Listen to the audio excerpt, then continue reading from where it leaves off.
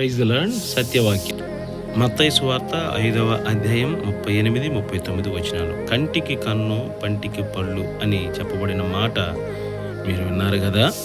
నేను మీతో చెప్పునిదేమనగా, దుష్టుని ఎదిరింపక నిన్ను కుడి చెంప మీద కొట్టువాని వైపునకు ఎడమ చెంప కూడా త్రిప్పుము. ప్రియమైన దేవుని బిడ్డలారా, ఈ వాక్యం మన జీవితంలో అన్వయించుకోవటం చాలా కష్టతరమైనప్పటికీ దేవుని వాక్యం సెలవిస్తున్న మాట ఏంటంటే, పగ తీర్చుకోవటం మన పని కాదు, అది దేవుని పని. కనుక దుష్టుడు ఒకవేళ మనల్ని బాధించాలని, నిందించాలనో, మన మీద తిరగబడినప్పుడు, మనల్ని బాధిస్తున్నప్పుడు మన ఓర్పుతో, సహనంతో ఉండాలని దేవుని వాక్యం సెలవిస్తూ ఉంది.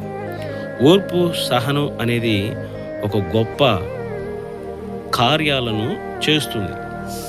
కనుక దుష్టుడు ఒకవేళ కుడి చెంప మీద కొడితే ఎడమ చెంపను కూడా త్రిప్పమని దేవుని వాక్యం సెలవిస్తూ ఉంది.